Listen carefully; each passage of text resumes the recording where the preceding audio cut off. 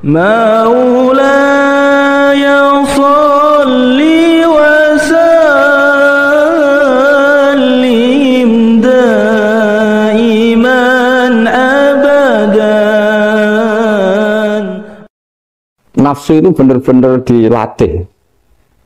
Maka masyhur dalam cerita ada orang perang sama Ali radhiyallahu anhu.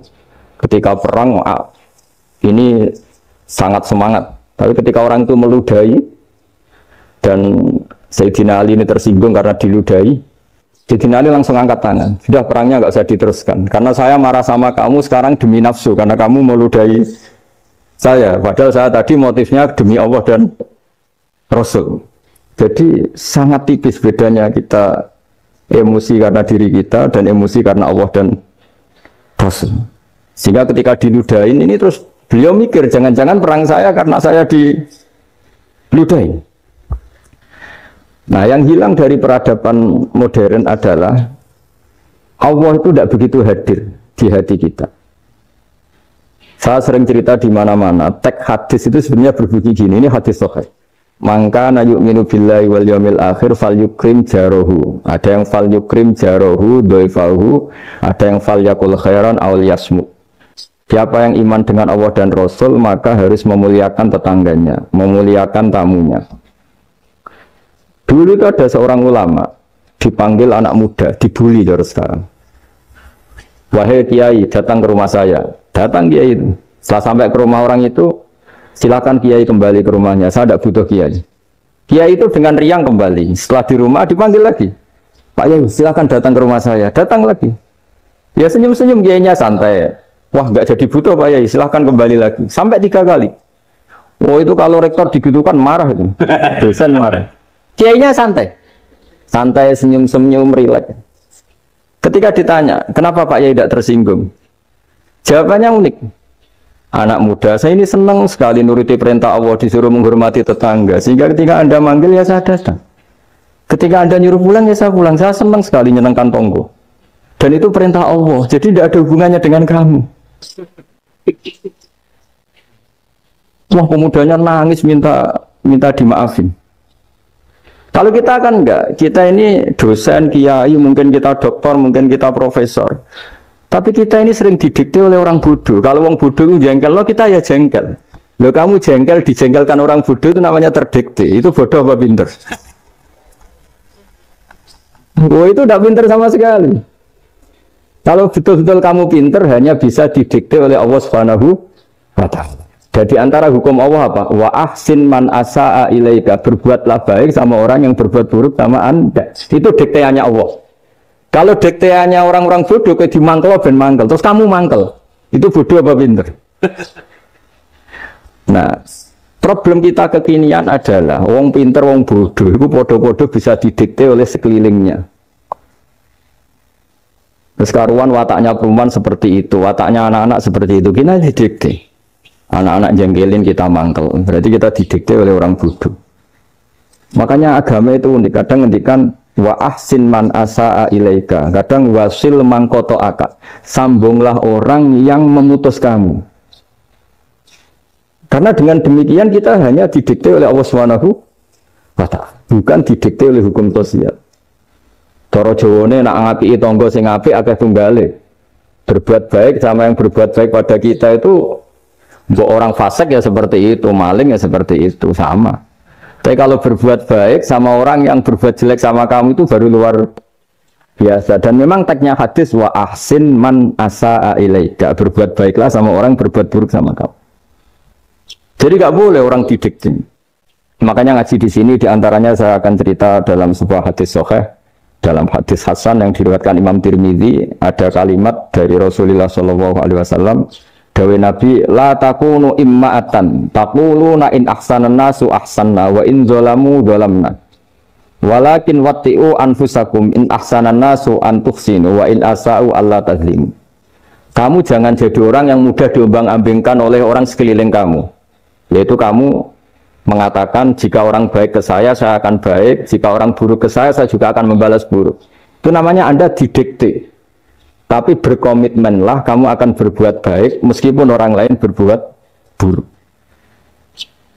Nah sekarang logika sosialnya begini, kalau di Indonesia itu ada 1000 kiai, ada 1000 profesor yang ingin membenahi Indonesia. Rata-rata orang awam itu semau gue. Terus mereka mendikte kita, perilakunya nggak simpatik, perilakunya jengkelin. Terus 1000 profesor ini ikut jengkel. Itu kira-kira jadi solusi apa goblok bareng ya? Sama 1000 kiai ini ikut jengkel. Ini jadi solusi apa goblok bareng? Goblok bareng. Nah problem sekarang kita ini biasa didikte orang bodoh. Nah makanya ciri khas orang muslim itu kata Nabi mangkana yu'minu billahi wal yaumil akhir. Jadi baik tetangga karena perintahnya Allah dan Rasul. Pentingnya apa? Bedanya karena berbuat baik ini perintahnya Allah, mbok tonggo apik lah kita tetap apik karena perintahnya Allah dan Rasul. Begitu juga dengan hubungan dengan istri, dengan anak. Mbok bojomu lagi cerewet lah ya tetap apik. Karena dengan cara itu kita hanya tunduk kepada Allah dan Rasul. Tapi kalau kamu, istri saya kalau baik ya saya baik, kalau enggak ya enggak. Berarti Anda didikte oleh perilakunya dia. Itu latihan, ya kalau dalam bahasa pondok, latihan jadi wali itu yang paling berat. Nabi itu kalau sama orang munafik itu sabarnya Masya Allah. Padahal Nabi berso kalau orang itu orang munafik. Karena dengan cara seperti itu, bahwa kebaikan Nabi pada seseorang itu atas perintahnya Allah dan Rasul, bukan atas nama servis.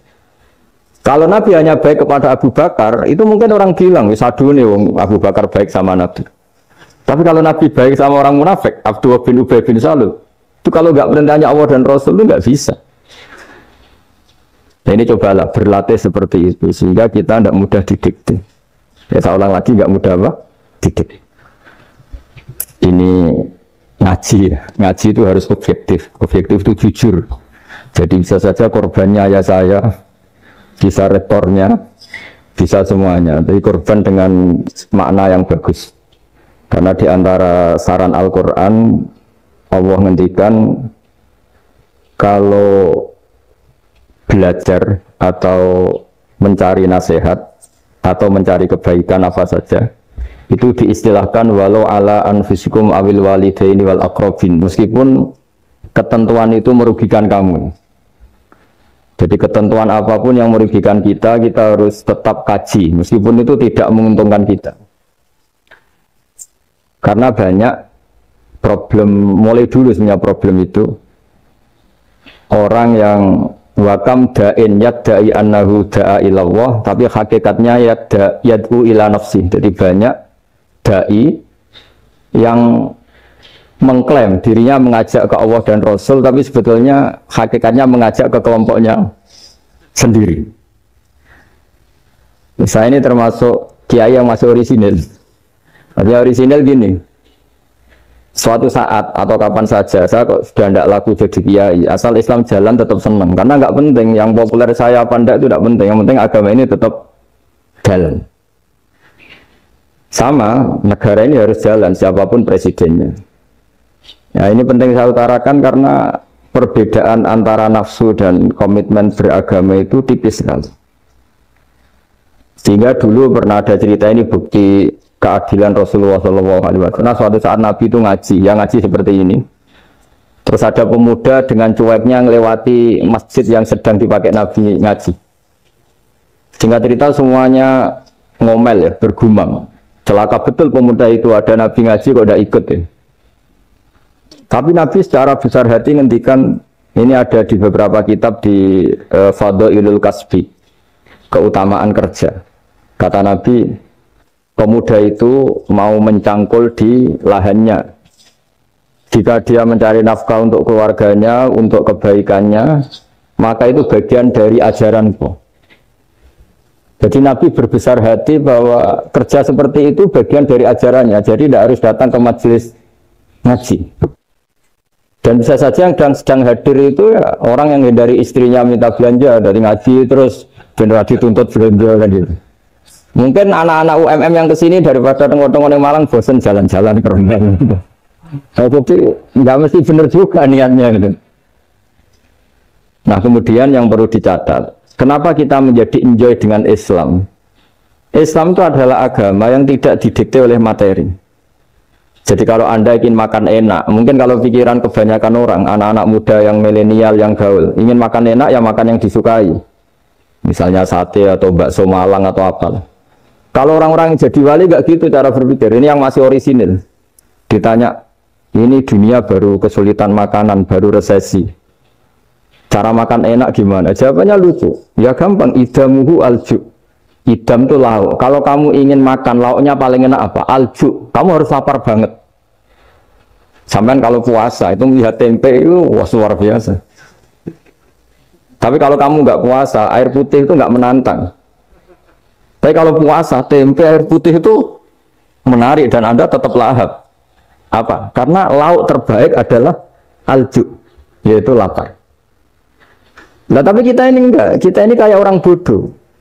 Kayak orang bodoh tadi, profesornya makan nyaman ya kalau sesuai selera. Nah itu kan sama dengan anak-anak ABG. Anak ABG itu makan lahap ya kalau yang disukai. Lalu bedanya apa ABG sama profesor? Kalau cara berpikir masih sama kan itu. Kiainya juga gitu. Kiai makan enak kalau yang disukai, kalau enggak. Itu bedanya apa kiai sama orang awam? Orang awam juga gitu, makan lahap ya kalau yang disukai. Nah ternyata perilaku kita ini yang pintar sama yang bodoh sama. Kalau kamu ingin berkasta lebih baik, itu cara makan enak itu apa? Idamuhu aljur. Lauk terbaik adalah karena kita sangat lapar. Makanya masyhur dalam cerita-cerita tarikh sirah nabawiyah. Nabi diberi hadiah, beberapa hadiah. Di antaranya ada yang diterima, ada yang enggak. Termasuk yang dikembalikan itu dokter. Ada seorang raja memberi hadiah Nabi dokter Tobit. Itu sama Nabi dikembalikan. Karena dokter ini sudah lama kumpul Nabi itu gak pernah sakit. Akhirnya dokter ini putus asa, ini gak perlu diobatin. Ketika ditanya, kenapa ya Rasulullah engkau gak pernah sakit? Karena kita ini kaum, kita ini komunitas masyarakat yang tidak akan makan kecuali lapar. Dan selalu sudah makan berhenti sebelum kenyang. Jadi sederhana sekali pengobatan zaman itu. Sebagian besar penyakit itu pasti disebabkan kita ceroboh dalam hal makan. Sudah ngerti kalau durian masalah, kalau makan durian ini nggak kehitung gitu. Apalagi kalau gratisan itu tambah banyak. Gitu. Pola tidur juga gitu, kata Nabi. Dan kita tidak tidur kalau tidak sangat ngantuk. Nah, itu namanya orang-orang soleh yang sudah ada didikte materi. Kalau yang didikte materi kan bisa tidur nyenyak kalau kasurnya enak, AC gini-gini. Dulunya enggak, tidur enak itu ya kalau sangat ngantuk. Mbok di gudang, mbok di bis, kalau sangat ngantuk ya semuanya ya enak. Sama, mbok lapar, mbok hanya tempe, tapi kalau sangat lapar itu ya enak. Ya ini ilmu yang mulai hilang, ilmu-ilmu yang mulai hilang. Nah ini pentingnya ngaji ya. Jadi akhirnya ulama-ulama Indonesia itu dipakai rujukan. Jadi mulai Mbah Hasyim, Mbah Ahmad Dahlan sampai era buyut-buyut itu masih orang alim. Lama-lama yang di Indonesia ini orang-orang yang bodoh. Sehingga orang Jawa kalau ke sana dibully, ya Jawa tak puluh kaya. Orang Jawa itu penggaweannya itu mangan ulo, makan ular. Karena belut itu kalau di kamus itu persis ular. Dulu itu kan kamus tidak full color. Gara-gara gak full color, gambar belut sama ular itu sama. Belut itu belut sama ular kalau nggak full color gambarnya sama apa enggak? Sama. Terus orang Jawa itu kan masih banyak yang makan bajing tupai. Bajing kalau digambar tidak full color sama dengan tikus.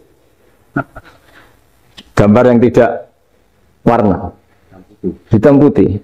Sehingga kita ini dibully pemakan tikus dan pemakan ular. Karena belut itu persis ular kalau digambar yang tidak full. Sampai datang Syekhona Khalil, datang ulama ngarang kitab ya judulnya Al-Belut. Karena nggak terima bangsanya dinyek makan apa? Ular. Karang wal belut hayawanun bakhriyun, terus ya isu fi kadza wa kadza, itu beda dengan al-hayyah. Itu diterangkan mulai bisa nerima. Terus sistem hotel juga gitu. Sama tanyakan dalam sejarah dulu orang Sedayu ada namanya Syekh Mukhtar. Syekh Mukhtar bukan bikin rumah besar yang siapapun orang Indonesia haji itu nempat di sana. Nah ini yang menginspirasi akhirnya ada hotel. Dulu Syekh Mukhtar hanya menyediakan untuk hujat-hujat Indonesia. Lama-lama jadi hotel. Cara ibadah juga gitu. Kita ini kan, saya ini punya bapak kiai, mbah kiai. Punya guru yang sangat alim, seorang kiai Memun. Itu dulu kita pengkaji ilmu. Itu tidak pernah tahu bedanya NU dan Muhammadiyah. Karena dulu Mbah Darwis itu, Kiai Dahlan itu, dulu ngajinya bersama Mbah Hasim ketika di Indonesia yang ngaji Mbah Soleh Darat. Mbah Soleh Darat itu dulu ngajinya sama buyut saya ke-6, namanya Mbah Soleh Asnawi di Kudus. Mbah Soleh Darat itu dulu alim-alimnya orang Jawa ya Mbah Soleh Darat, Soleh bin Umar. Tempatnya di Semarang, tapi beliau itu sebenarnya orang Jepara yang dekat Kudus. Setelah di Mekah, Mbah Hasyim ini mondoknya mulazimnya ke Syekh Mahfud Termas. Tapi sesekali ke Syekh Khotib Minangkabau. Nah yang Mbah Ahmad Dahlan lebih sering ke Syekh Khotib Minangkabau, sesekali ke Mbah Mahfud. Singkat cerita, karena Syekh Khotib Minangkabau sudah modern, terlibat organisasi dunia. Pas itu beliau pengagum Muhammad Abduh, pengagum Rasid Ridho. Sehingga bawaannya Mbah Dahlan itu lebih pergerakan, karena beliau lebih mengidolakan Syekh Khotib. Nah, Syekh Khotib sendiri sebenarnya orang Minangkabau. Jadi beliau namanya Muhammad saja sebetulnya. Jadi menantunya orang Arab. Oh itu dicibir mertuanya ini karena punya mantu orang Jawa, orang ndak Arab. Singkat cerita terus di mertuanya bilang gini, kamu jangan pernah bilang kalau orang Arab itu mansa kanal Arab, orang yang bertempat di Arab. Walakin mantakallama bi arabiyyin fasihin, tapi orang bisa ngomong Arab secara fasih. Singkat cerita, kalau kamu tidak percaya, nanti suatu saat menantu saya kalau Jumatan, tidak usah kamu kasih tahu, langsung suruh jadi khotib. Tidak usah kamu kasih tahu, sarannya tidak usah kamu kasih tahu. Kalau sekarang kan enggak. Kalau dosen mau jadi khotib kan mengumpulkan materi dulu. Lucunya di antara materinya itu dari TV. Makanya jadi ribet kan khutbah sekarang.